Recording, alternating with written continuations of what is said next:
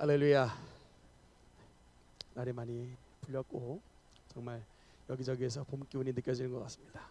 하나님께서 오늘 우리 예배 시간 가운데 성령의 봄바람을 우리의 심령과 우리 교회 가운데 불어주셔서 따스한 주님의 성령님이 우리 모든 성도 여러분의 마음을 만져주시고 우리 속에 있었던 모든 응어리졌던 것들이 주님의 능력으로 완전히 녹아지고 하나님의 놀라운 봄의 향기와 봄의 기운으로 충만하게 되는 은혜가 넘치는 수요 예배 시간이 되시기를 주님 이름으로 축원합니다.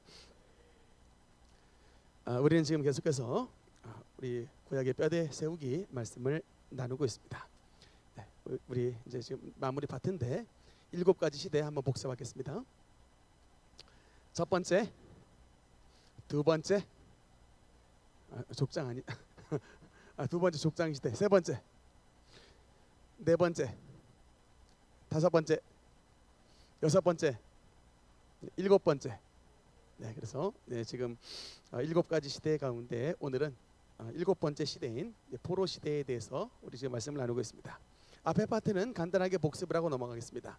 6번째 왕정 시대와 7번째 포로 시대는 왕정 국가였던 이스라엘, 북이스라엘과 남유다가 무너지면서 이제 포로로 끌려간 시대가 됐기 때문에 왕정 시대에서 포로로 넘어갔습니다. 그래서 이 왕정 시대는 북쪽에 파란색으로 나와 있는 북이스라엘과 남쪽에 노란색으로 나와 있는 남유다 땅이 각각의 아수르와 바벨론에 의해서 멸망을 하게 됐습니다. 그래서 특히 여러분 이 제가 말씀을 하나 드리고 싶은 게 뭐냐면 전 노란색 남쪽 유다가 멸망할 때에 그 시기에 활동했던 선지자가 바로 예레미야 선지자입니다.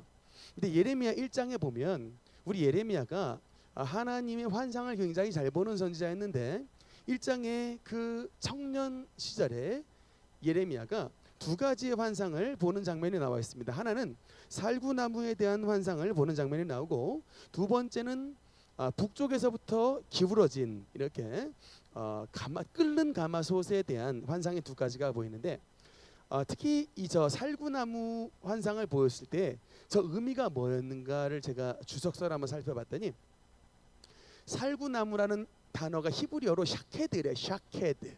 근데 이 샤케드라는 단어 비슷한 말이 언어 유희로 쇼케드라는 단어가 있는데 이게 뭐냐면 반드시 이루어진다라는 뜻이래요. 그러니까 살구나무 샤케드와 반드시 이루어진다라고 하는 그 쇼케드가 언어 유희로서 하나님께서 이 살구나무를 예레미야에게 보여주실 때에 앞으로의 너가 보는 환상은 반드시 이루어지는 환상이다라는 것을 상징적인 의미로 보여주실 것입니다. 두 번째로 그래서 어떤 것이 반드시 이루어지는 것이냐 봤더니 북쪽에서부터 기울어진 이 가마가 끓는 가마입니다. 이제 물이 쏟아지는 것이죠. 마치 이스라엘 땅 안에 유다 땅 안에 끓는 물이 확 쏟아져 들어오는 것처럼 여러분 집안에 만약에 이렇게 가스레인지에서 끓었던 물이 집안 전체를 채우게 된다고 봤을 때 어떻게 되겠어요? 지금 우리나라 지금 산불 사태 아시죠? 지금 산청, 지리산, 안동, 이쪽 이쪽 자락이 지금 국가 재난을 선포할 정도로 굉장히 지금 불이 나서 큰 환란을 당하고 있는데 마치 말하자면 하나님의 끓는 가마가 지금 이스라엘 유다 땅 내로 그냥 기울어져서 엄청나게 끓는 물이 나라 안으로 들어올 것이다라고 하는 예표의 말씀이 저 2가지의 환상을 통해서 나타나는데 그 결과 어떻게 됐느냐? 이 남쪽 유다 나라는 바벨론 느부갓네살 왕에 의해서 그야말로 끓는 가마솥에 빠진 뭡니까? 짐승꼴이 나버린 겁니다.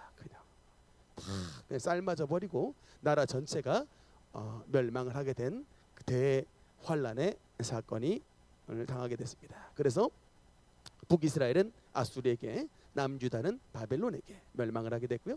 지난번에도 그림을 살펴봤지만 저 빨간색 그리고 파란색 이어진 저 2000km의 코스를 거의 벌거벗긴 몸으로 또 포로 누더기 옷을 입고 저 이스라엘 땅에서부터 머나먼 바벨론까지 끌려갔던 그것이 바로 바벨론 유수 사건입니다. 70년간 저 바벨론 땅에 가서 엄청나게 고생을 하고 돌아오게 됐습니다. 네.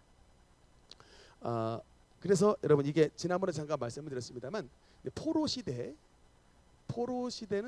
크게 두 가지로 볼 수가 있다 그랬죠. 하나는 유수 사건으로 끌려갔다. 캡티비티가 된 사건 유수. 그다음 두 번째는 뭐죠? 돌아온 귀환.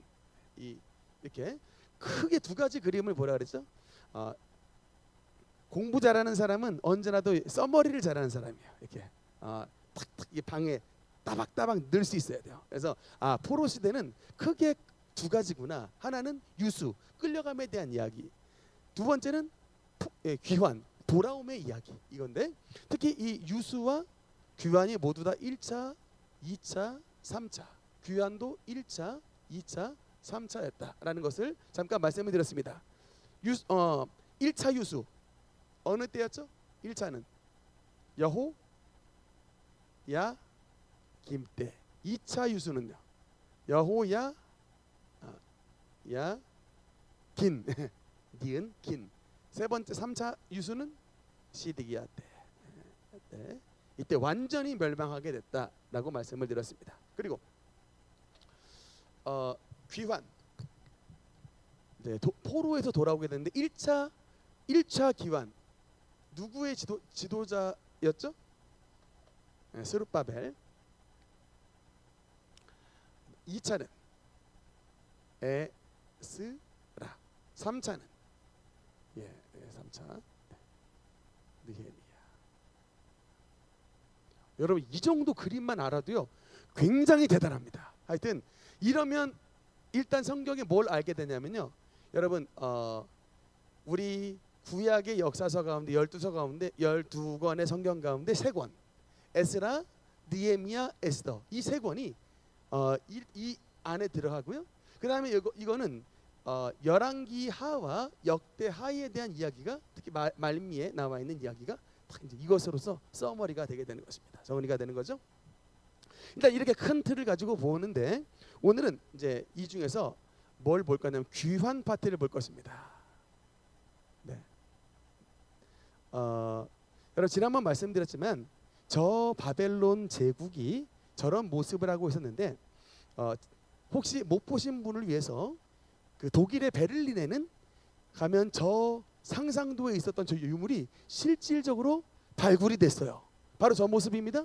20m짜리 그 이시타르의 문이라고 하는 저 문이 바벨론 도성의 맨 꼭대기에 있었던 건데 세상에 저게 여러분 2500년 전 만든 거예요. 저 색깔을 한번 보세요. 이 파란색 빛깔을 한번 보십시오. 뭐 며칠 전에 만든 것 같지 않습니까?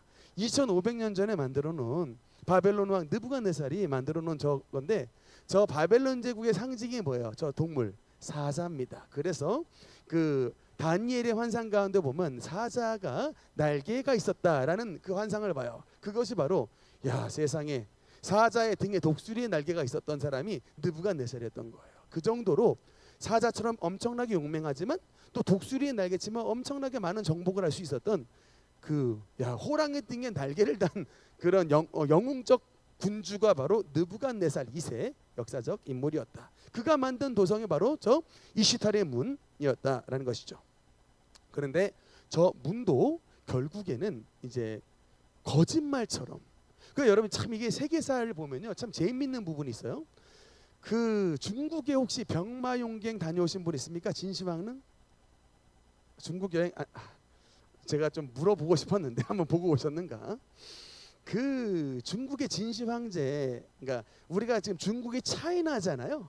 차이나가 진나라에서 온 그 단어 아닙니까? 근데 그 진나라 최초의 그야말로 중국의 이 통일 제국을 만들었던 이 진시황이 죽고 난 다음에 금방 한 몇십 년 만에 망해버려요. 이게 진나라도 그래서 우리 이제 그 진한 제국이 이렇게 도리어 한 나라가 400년 같이 진나라는 금방 망해버리는데 저렇게 위대한 군주가 만들었던 나라들이 생각보다 쉽게 일찍 무너지는 경향들이 역사 속에서 있더라고요. 저 황금 제국을 만들었던 바벨론 왕 느부갓네살 아닙니까? 다니엘이 환상을 봤을 때 당신의 나라는 박살납니다 라고 예언을 받잖아요. 뜨인 돌이 날라와서 그 우상을 쳐가지고 당신의 나라는 박살납니다 했더니 얘가 어떤 조치를 취해요? 금으로 전체를 바꿔버리잖아요. 그리고 이 금신상에 절하라 하잖아요. 사실은 본 신상은 금, 은, 노, 철입니다. 그리고 돌이 와가지고 박살냈습니다를 환상으로 봤는데 왜 다니엘서 3장에 황금 신상으로 바꿔놨느냐? 아니야, 나의 나라는 영원해. 그래서 황금 신상을 만들고 걷다가 전부 절해라고 그렇게, 그래서 사드락과 메삭과 아벳느고 절하지 않아서 풀무불에 들어간 사건이 그래서 벌어진 건데, 그렇게 아무리 뭐 황금으로 바꾸면 뭐합니까? 결국에는 그의 아들 나보니도스 때, 그리고 후손이죠, 나보니도스고 이 벨사살 왕 때에 결국엔 나라가 완전히 멸망을 해서 다음 나라로 바뀌어지게 됐으니, 네, 이것이 바로 이제 페르시아 유적인데요. 네, 이 지난번에 잠깐 말씀을 드렸으면 저 토기가 바로 고레스의 그 선포, 이스라엘 백성들을 귀환시킨다라고 하는 고레스 왕의 선포가 저 토기에 기록이 돼 있답니다. 네. 저 같은 까막눈은 뭐라고 썼는지 알 수는 없는데 어쨌든 고고학자의 발굴에 의해서 최근에 발견이 됐고요. 여러분, 이란과 이라크 두 나라 있잖아요.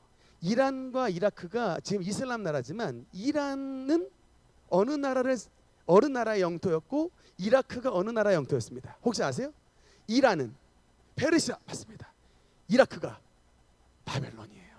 이라크가 바벨론 나라, 이란이 페르시아입니다. 그래서 지금도 이란 사람들은 아주 페르시아에 대한 자부심이 굉장해요. 저것도 바로 이란에 가면은 나와 있는 그 유적지입니다.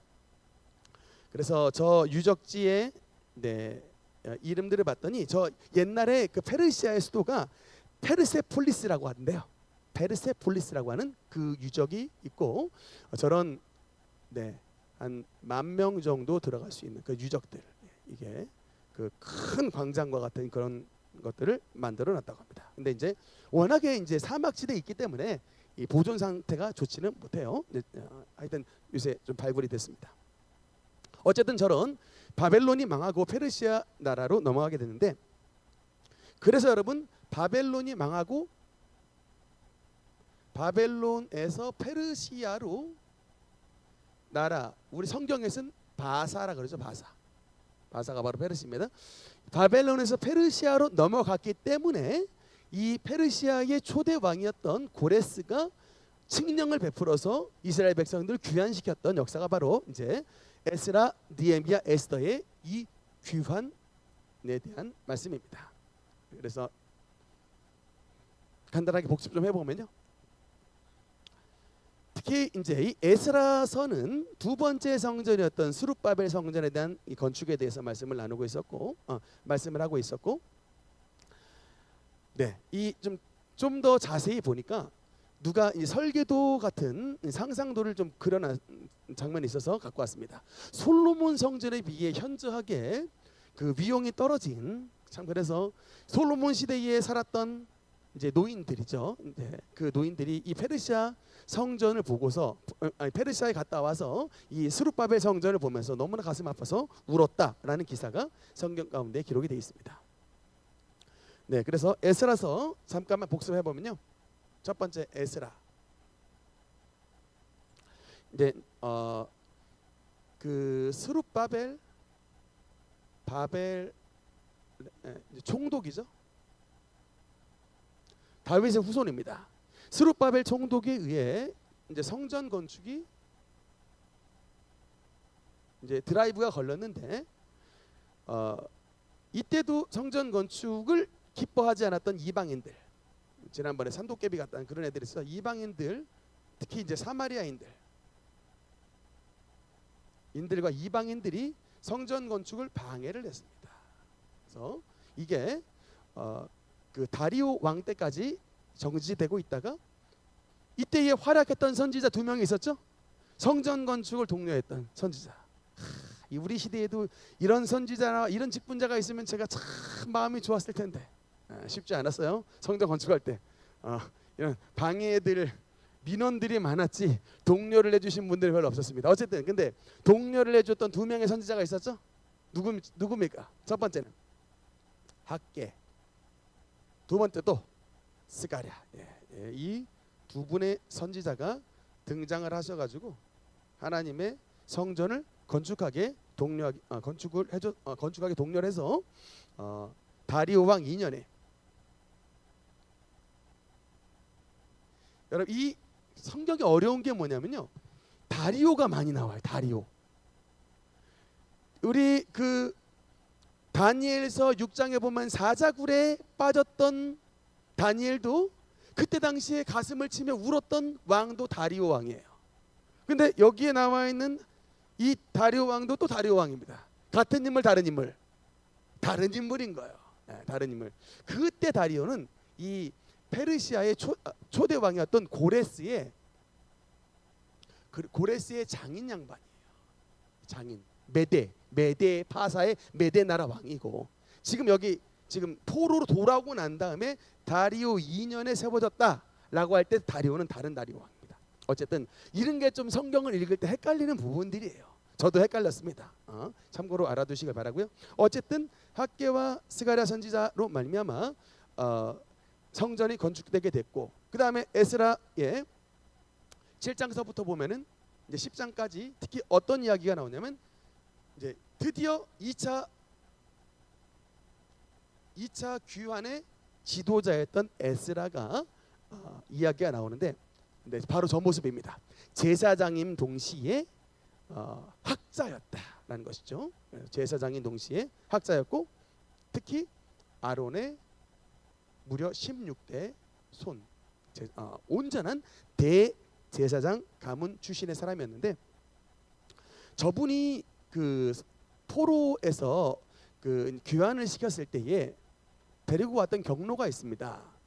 그 지도에 보면요, 저 위쪽 경로는 1차 스룹바벨 경로고, 아래쪽 약간 붉은색 경로는 에스라와 느헤미야가 왔던 2차 3차의 그 경로인데, 해설서를 보니까 특히 2차에 이 에스라가 왔던 길은 가깝은 경로인데, 가깝지만은 뭐냐면 그만큼 그 사람들이 많이 살아서 약탈을 당하거나 어려움을 당할 수 있는 위험이 굉장히 많은 코스였는데, 저 길을 가면서 에스라가 주님 앞에 아와하 강이라는 곳에서 하나님 앞에 엄청나게 기도를 많이 했습니다. 근데 사실은 왕에게 부탁을 해가지고 병력을 달라 할 수가 있었어요. 근데 그걸 안 했습니다. 왜냐? 내가 하나님을 믿고 페르시아 왕이 나를 왕자들을 맡길 정도로 기도하는 사람인데, 내가 하나님을 믿는 사람이 왕한테 가서 두려우니까 군대를 보내주세요 라고 하는 말을 못하겠다는 거예요. 참 신앙의 사람이었습니다. 하나님께서 하나님의 천사를 보내주사 왕의 군대가 아니라 하나님의 군대로 이 2차 귀환하는 백성들과 저를 보호해 주옵소서. 참 믿고 나갔습니다. 이게 굉장한 믿음의 챌린지였다. 얼마든지 아닥사스다 왕에게 말해서 군대를 좀 파견해 주십시오 해도 되는데, 성경에 보면 내가 그런 말씀이 써 있어요. 내가 하나님께 기도를 하여 하나님 앞에 보호함을 받는 것이 중요하다고 하는 사람이 왕에게 군대를 보내달라고 말을 하는 것 자체가 부끄럽다는 거예요. 그래서 그냥 믿음으로 갔다. 믿음으로. 요새 믿음으로 신앙 잘 없죠? 요새 그냥 그렇잖아요. 요새는 제가 봤을 땐 거의 상식선의 신앙인들이 많아요. 모험을 잘 하질 않아. 옛날에는요, 부흥사 목사님들이 서원 기도에 대한 이야기를 굉장히 많이 했고, 서원 기도에 대한 이야기를 많이 했고, 그래서 서원 반드시 갚으라고 막 이제 또 강조했는데, 지금은요, 부흥사 목사님이나 교회 담임 목사님이 서원에 대한 이야기 합니까? 안 해요. 괜히 여러분들 부담스러울까봐 그 서원 기도 자체에 대해서 안 합니다. 그러니까 뭐냐면 도전도 안 하니까 은혜도 없는 거야. 옛날에는 도전을 많이 하니까 실패의 이야기도 많은데, 그만큼 이 은혜의 이야기가 많았어요. 어렵더라도 힘들더라도 서원 기도하고 서원을 지키겠습니다. 막 물질 서원, 자녀 서원, 직장 서원, 막 하나님 앞에 진짜 특별한 주님 앞에 맹세 기도를 했던 거예요. 그래서 하나님 앞에 놀라운 은혜와 축복을 받았는데, 요새는 보면 신앙들이 상식 수준이 윤리 수준의 신앙이라 그냥 그냥 뭐 서원도 하지 말고요, 그냥 괜히 올무 만들지 말고 그냥 잔잔하게 믿으세요인데, 물론 그것도 뭐 아예 나쁘진 안 믿는 것보단 나은데, 너무 잔잔하게 믿다 보니까 파도와 같은 축복을 누리지는 못하더라는 것이죠. 그게 좀 안타깝다는 겁니다. 그러니까 좀 깨어있는 분들은 그만큼 챌린지를 하는 겁니다. 여러분, 챌린지를. 폭포수와 같은 큰 파도와 같은 은혜를 누리길 원합니까? 하나님 앞에 믿음의 챌린지를 하시기 바랍니다. 그 믿음을 실천했던 사람이 바로 에스라였다. 에스라가 여러분 머리가 나쁜 사람이 아니에요. 학자입니다. 학사 에스라. 그의 닉네임은 학자예요. 굉장히 머리가 잘 돌아가고 계산이 빨랐던 사람인데 믿음에 있어서는 챌린지를 했던 사람입니다. 빠른 경로로 데리고 와서 아주 이스라엘 백성들 쉽게 더욱 귀환을 시켰던 인물, 그 인물이 바로 에스라입니다. 도착해서 에스라는 뭐 했냐? 스룹바벨이 하나님의 성전을 건축했다면 에스라는 뭐 했다? 영적 성전을 건축한 거예요. 뭐냐? 율법, 하나님의 말씀의 회복입니다. 그러니까 아무리 껍데기만 있으면 뭐합니까? 그 껍데기 안에서 하나님의 말씀을 잘 지켜야지. 그러니까 우리 교회 예배당 건물만 있으면 뭐하냐고요? 우리 성도가 하나님의 말씀을 잘 지켜야지. 왜 솔로몬 성전을 잃어버렸어요? 솔로몬 성전이 무너져서가 아니에요. 성전은 원래 삐까뻔쩍하게 그대로 있었습니다. 영적 성전인 하나님의 백성들이 무너져서 결국은 육적 성전도 무너진 거예요. 그렇게 된 겁니다. 그래서 에스라가 왔을 때는 스룹바벨 성전을 세우고 난 다음 영적인 성전인 하나님의 백성들에게 주님의 율법과 말씀을 집어넣어서 우리 영혼들로 하여금 하나님의 말씀대로 살도록 만들어 주신 것입니다. 그 작업을 7장부터 10장까지 있는데 여러분 한번 말씀을 드린 적이 있는데 결단을 했어요. 결단. 우리 유비관우 장비의 도원결이죠. 복숭아 꽃에서 복숭아 나무 있는 데서의 결이, 도원의 결이 마치 말하자면 유대인판 도원결입니다. 유대인판 도원의 결이 뭐 어떤 결이랬을까요? 보통 결이가 아니고 그냥 이거 이렇게 뭐 피 내 가지고 탁 따르면서 그냥 서로 우리 형제입니다 이게 아니고요. 어떤 결이했냐? 야, 우리가 왜 망했냐? 한마디로 말하면 이방에 잡것들하고 섞였다가 망했다. 그래서 우리가 지금 포로로 갔다 70년 만에 돌아왔는데 우리 지금 보니까 어떠냐? 70년 전하고 달라진 게 없다. 여전히 우리 이방하고 결혼한다. 여전히 하나님을 믿는 이방 여인들하고 결혼하고 하나님을 모르는 이방 신들이 우리나라에 들어와 있다. 어떻게 하겠냐? 결의를 맺었습니다. 이제부터 온 유대 민족은 우리 가족들에 있는 모든 이방인과 이방 여인과 그 여인 사이에서 난 자식들을 우리 유대 가문에서 내쫓기로 결심한다. 어마어마하게 어려운 일입니다. 아무리요 여러분 뭐 이방인 소생의 자식이어도 가장의 입장에서 내 새끼예요. 내 자식이에요. 걔네들을 종교가 다르다는 이유로 어미와 함께 그 집안에서 내쫓아버리겠다. 그거 진짜 이건 그냥 피를 내는 게 아니라 아마 정말 뭐 심장을 도려내는 것처럼 총 맞은 것처럼 요새 말로 말하면 그런 아픔이 있었을 거예요. 근데 그 일을 누가 주도했다고요? 에스라가. 오늘날 독한 유대인들을 만든 원조, 독한 유대인, 우리가 사사기에서 봤던 그 유대인 말고 진짜 그냥 안식일 지키다가 차라리 목숨 버리겠습니다 하고 이렇게 지키는 이런 독한 유대인을 만든 사건, 장본인 넘버 원 원조 에스라입니다. 그래서 말씀드렸죠. 제2의 모세라고. 이의 별명은 제2의 모세. 율법을 새롭게 갱신시켰던 인물입니다. 그렇게 해서 근데 맨 마지막에 재밌게도 이 10장의 맨 말미에 뭐가 나온지 압니까? 족보가 나와요. 족보가 나오는데 그 족보가 뭐냐면 말 안 듣는 놈의 자식들 족보가 족보예요. 맨 마지막에 제사장도 있고요, 뭐 족장도 있고요, 이런 인간들 나오는데 이 인간들의 족보가 뭐냐? 이 도원의 유대판 도원 결의를 지키지 않은 호랑말코들 호랑말코들 그놈의 족보가 다 기록돼 있어요. 그러니까 니들은 껍데기만 유대인이지 실질적으로 유대인이 아니랍니다. 저는 이거를 하나님의 생명록 책으로 봅니다.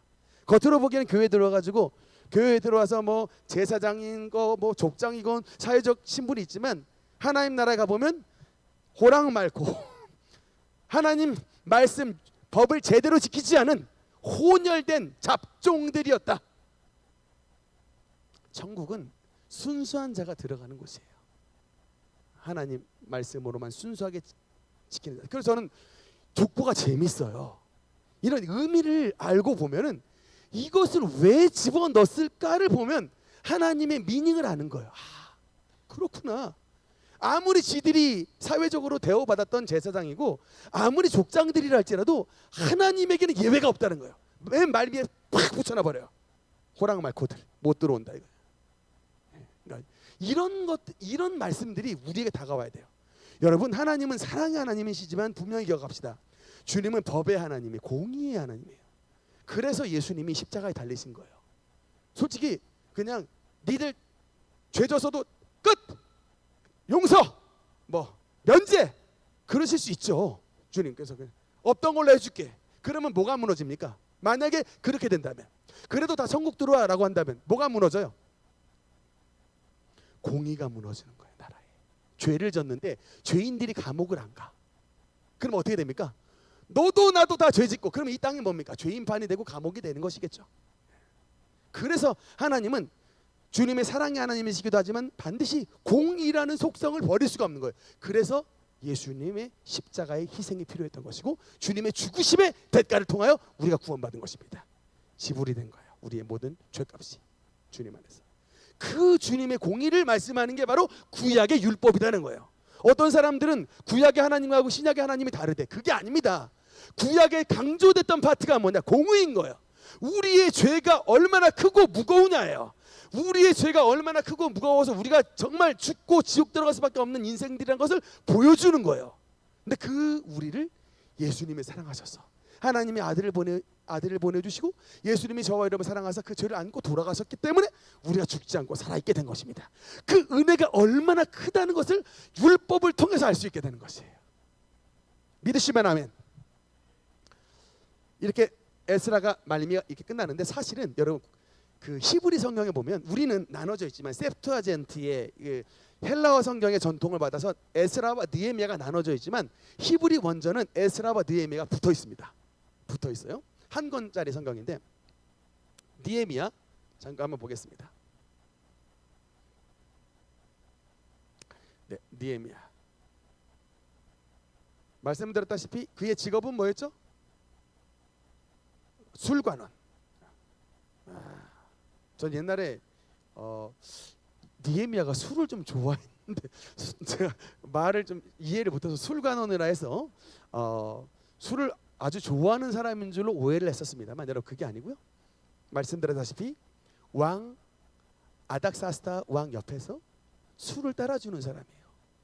그 정도로 왕이 100% 신뢰를 하는 사람이었다.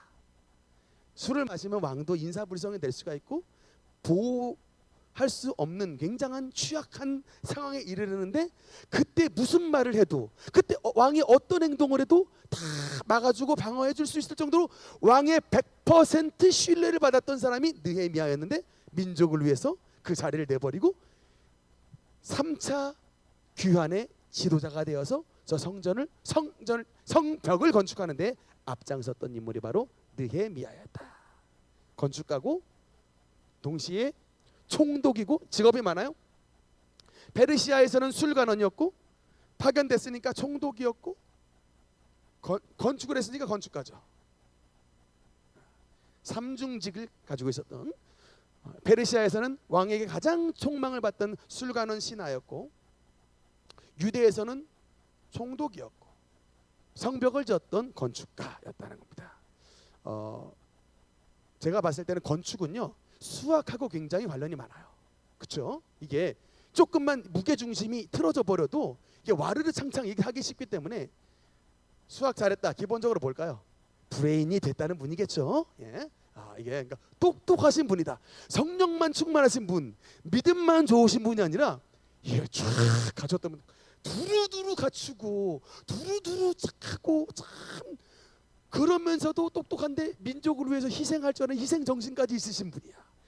그러니까 이게 여러분 이 좋은 리더가 세워지면요 민족 전체가 복을 받습니다. 하여튼 여러분 가정에 그런 사람들이 나기를 주님 이름으로 축원합니다. 좋은 사람이 세워지면 그 사람만 복 받는 게 아니라 주변이 다 복을 받는 거예요.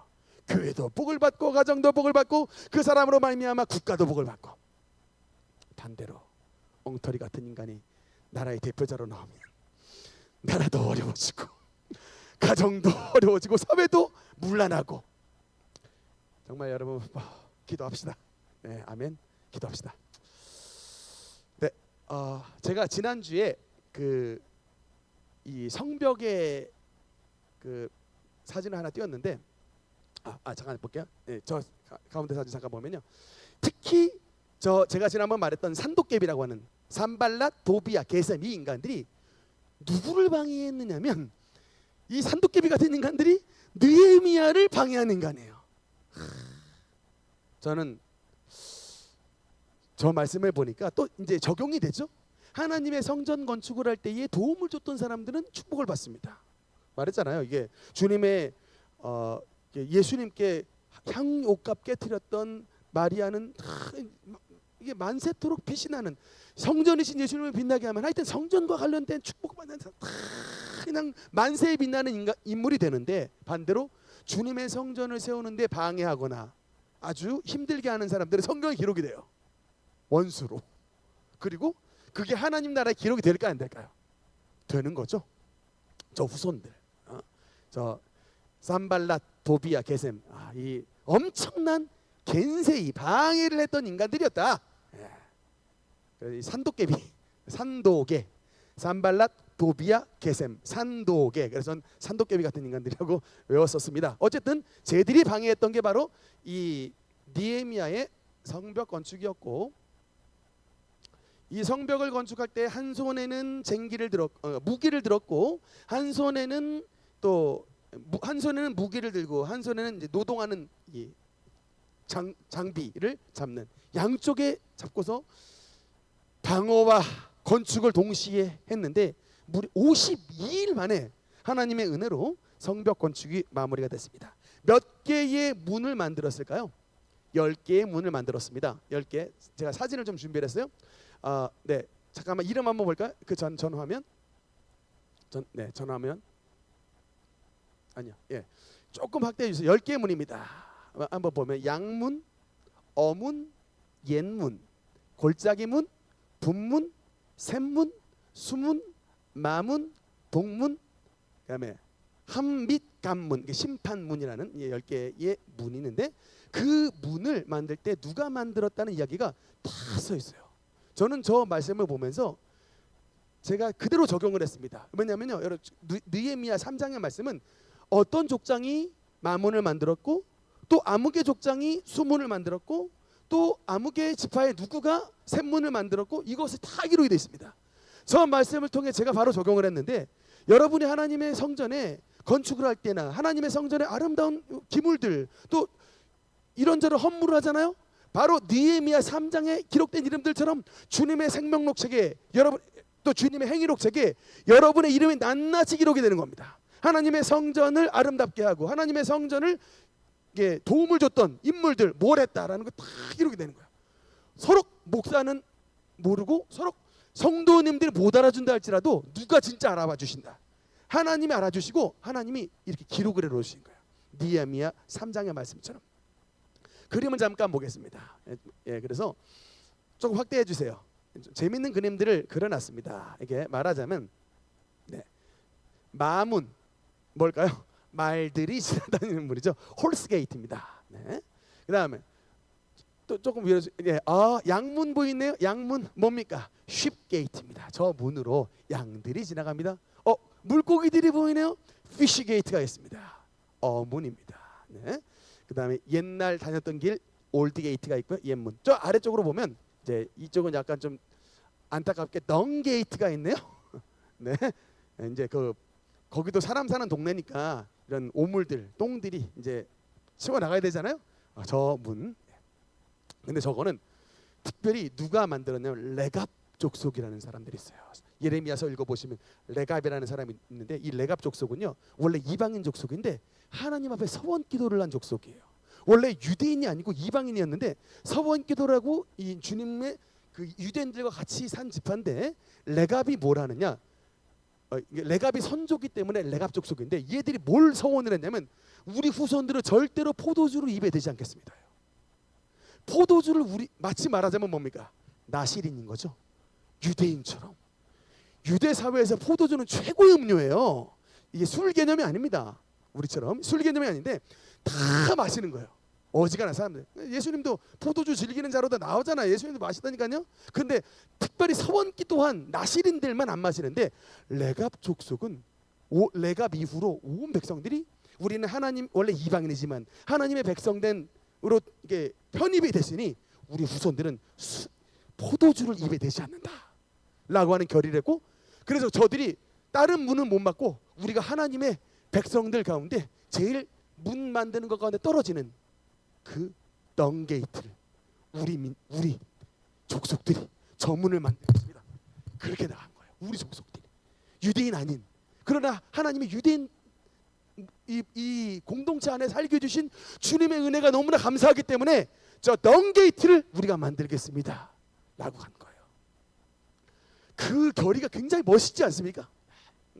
그냥 너도 나도 요새는 다 좋고 아름다고 하려고 그러는데 아니에요. 우리 민족은 이것만도 감사하다.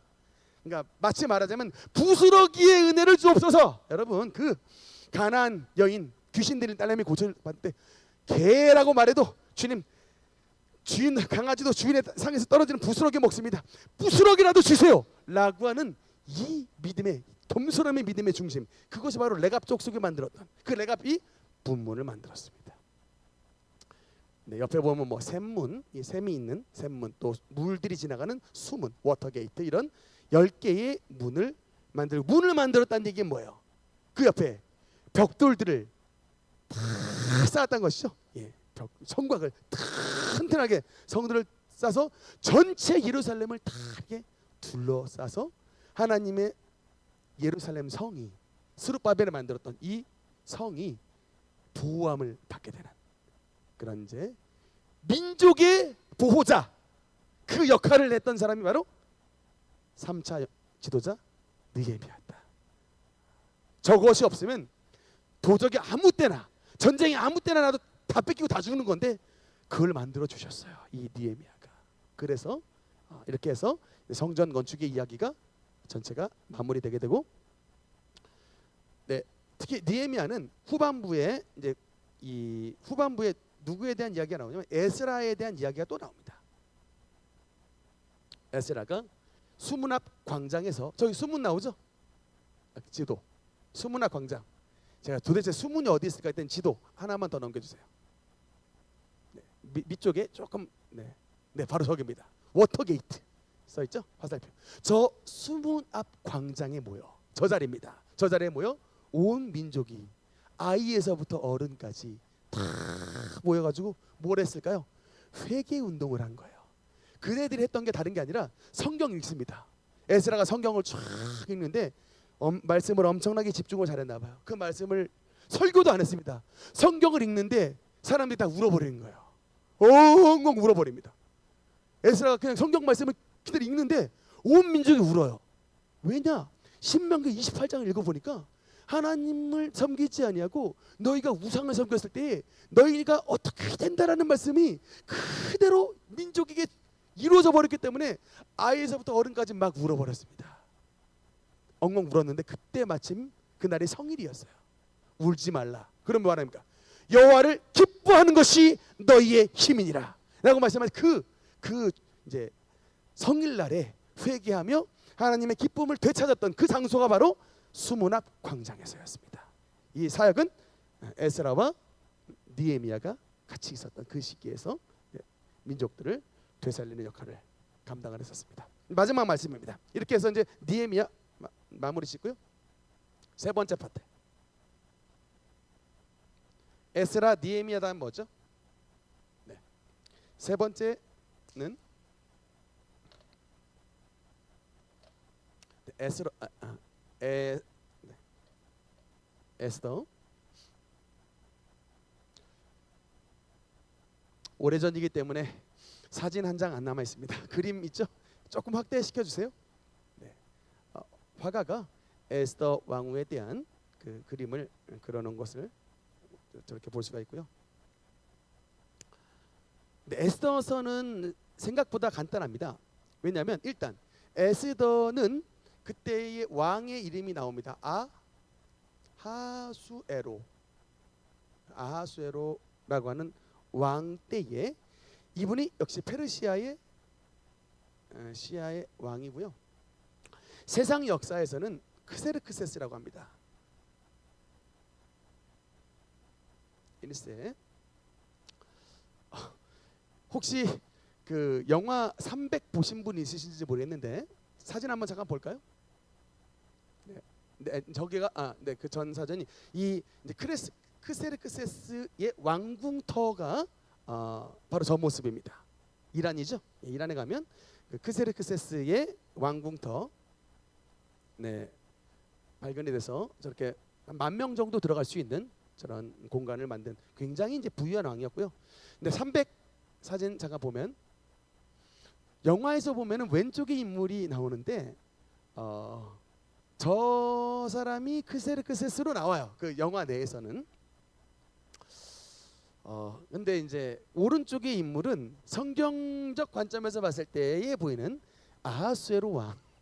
어떻게 저 두 인물이 동일 인물인가 싶은데 저는 모르겠습니다. 나중에 뭐 천국 가봐야 좀 알 것 같은데 어쨌든 이 크세르크세스라고 하는 이 왕은 세상의 역사에서 봤을 때는 굉장히 좀 문란하고 문제가 많은 이게 헤렘을 가지고 있었던 그런 왕으로 보여집니다만 그 이제 아하수에로라고 하는 이름은 히브리예요. 히브리어예요.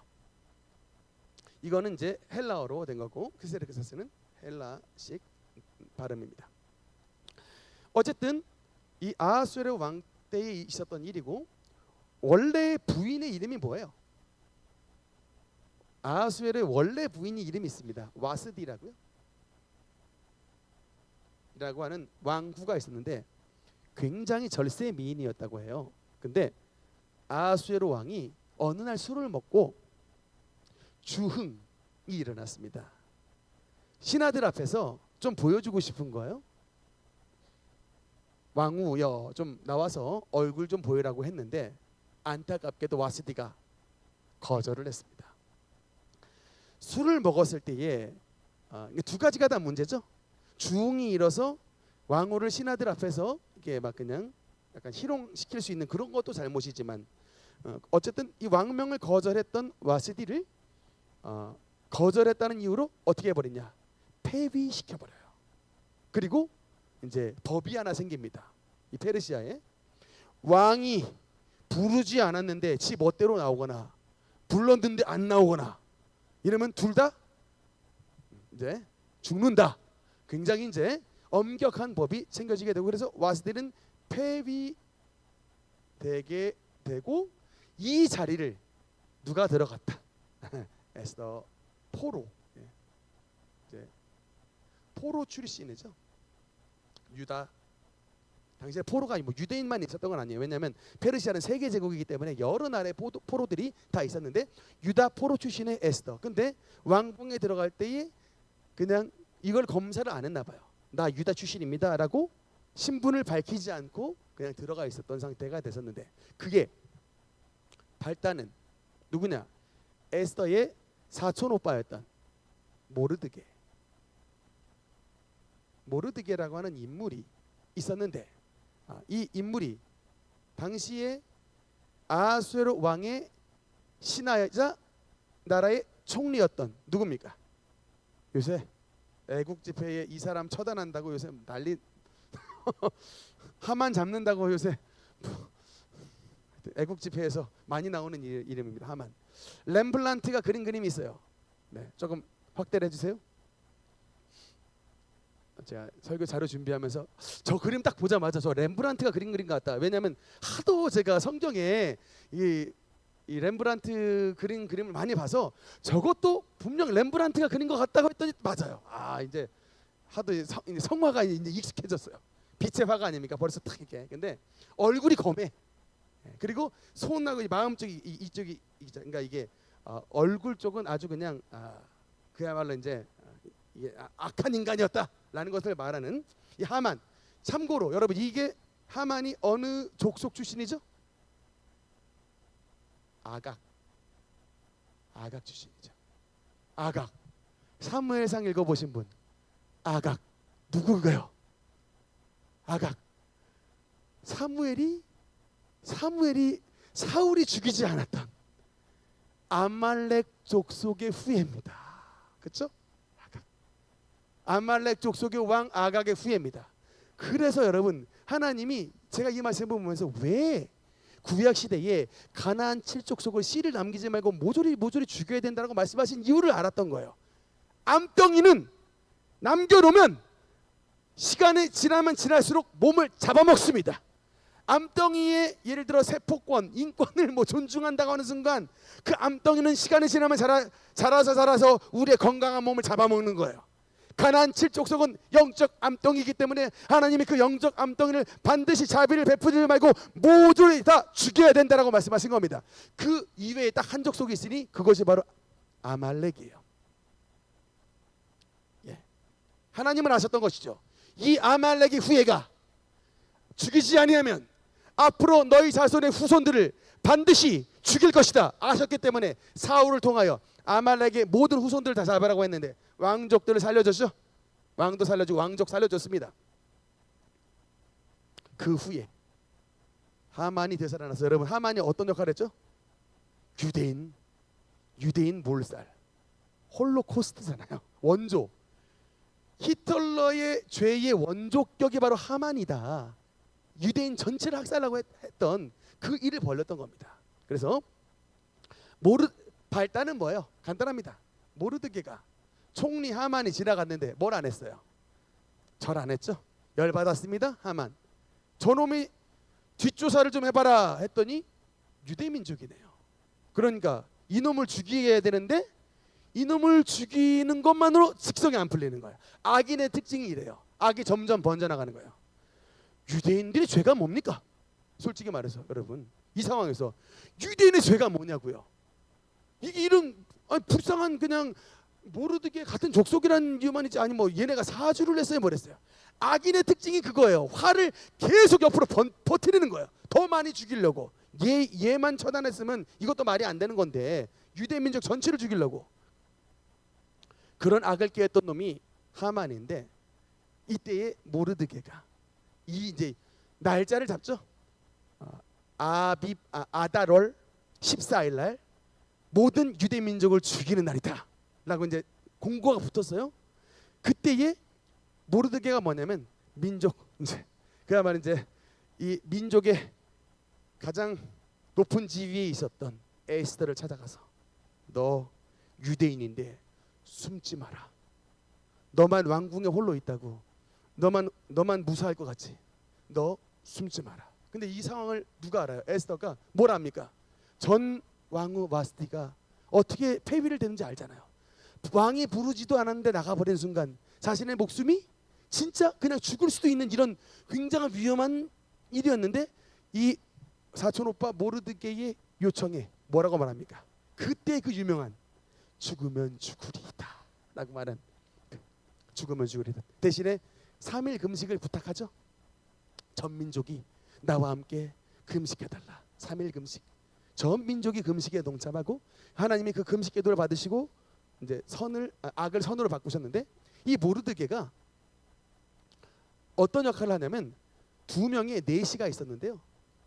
왕의 내시가 이 두 명의 내시가 왕을 이 아하수에로 왕을 암살하려고 시도를 했던 것을 이 모르드게가 밝혀내요. 두 명이 왕을 죽이려고 했던 것을 잡아낸 겁니다. 근데 어느 날 아하수에로 왕이 우연하게 참 그래서 우연은 성경에 우리는 우연하지만 하나님은 참 이게 필연인데 어느 날 밤 잠이 안 와가지고 왕궁의 일지를 아하수에로가 읽고 있었는데 일지를 딱 보니까 암살범들이 두 명이 나온 거예요.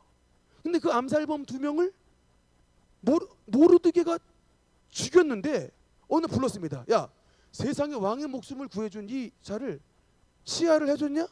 라고 했는데 상을 안 베푼 것 같아요. 그래서 이게 좀 아무래도 이상해서 총리를 불렀습니다. 하만을 불러서 뭐라고 말하냐면 만약에 왕의 목숨을 살려준 자가 있다면 그를 어떻게 해야 옳습니까?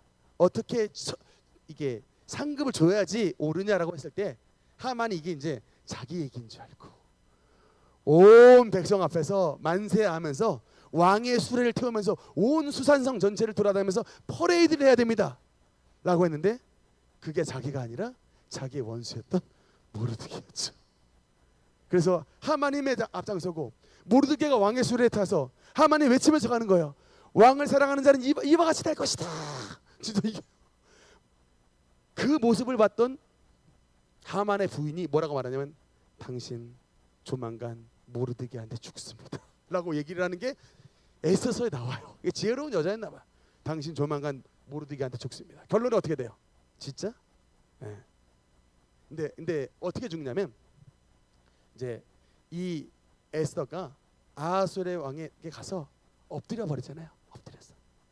너무 이쁘 게 그날따라 왕후가 너무 이쁘니까 물어봅니다. 에스더요, 내가 나라의 절반이라도 주겠다. 너의 소원이 뭐냐? 말 안 해요. 바로 가버립니다. 야, 여기서도 밀당을 하더라고요. 제가 보니까 야, 이 에스더가 밀당을 해요. 이게 하나님이 지혜를 주셨나 봐요. 두 번째도 물어봅니다. 너무 이쁜 왕후가 나왔는데 에스더요, 너의 소원이 무엇이냐? 근데 또 밀어버리고 그냥 다음에 얘기하겠습니다. 다시 대신에 다음번에는 하만하고 좀 같이 나와 주십시오. 국무총리 하만하고 나오라고 했는데 하만이 나와서 이제 있는 상태에서 세 번째 아하수에로가 에스더에게 당신의 소원이 무엇이냐라고 물어봤을 때 울면서 다른 소원은 없습니다. 제 목숨과 민족의 목숨만 좀 살려주옵소서.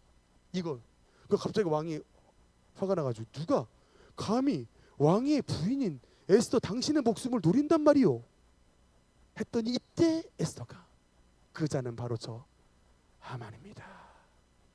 하만은 에스더가 유대인인지 몰랐거든요. 유대인 전체를 죽이려고 했던 저 하만이 그때 바로 아하수에로 분노하고 저 하만을 당장 잡아 죽여라고 했는데 마침 그때가 어느 때냐? 하만이 모르드게를 잡아 죽이려고 자기 집에 장대를 이렇게 20m짜리 장대를 달아놨었어요. 바로 사형 집행 직전이었는데 그 장대를 세우는 그 장대에 본인 하만이 달려 죽었습니다. 그 날이 언제예요? 그리고 그 날이 바로 불임절이에요.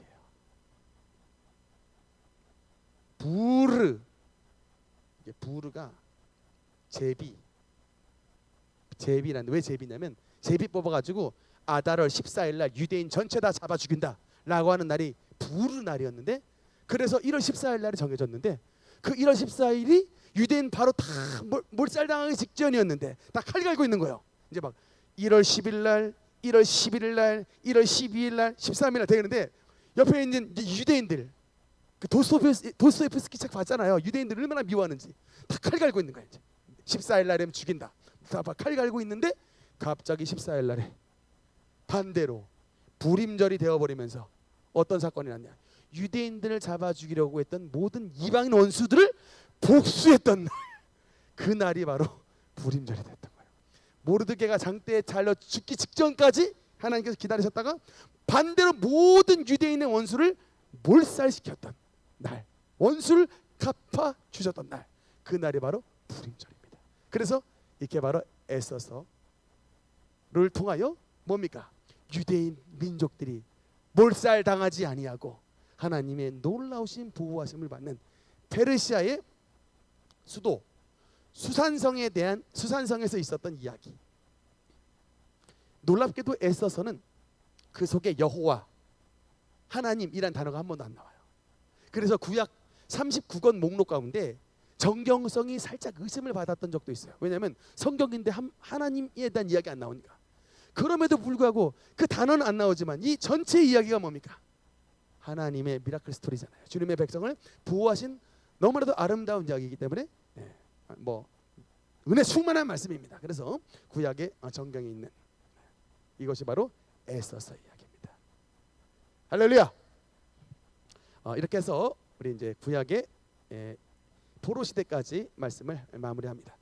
다음 시간에는 몇 주간에 걸쳐서 우리가 이제 지금 역사서에서 창조 시대에서부터 포로 시대까지 이 모세 오경과 역사서에 대한 이야기가 있는데 우리가 아직 다루지 않았던 파트가 뭐냐면 이제 시가서 파트와 선지서 파트를 다루지 않았죠.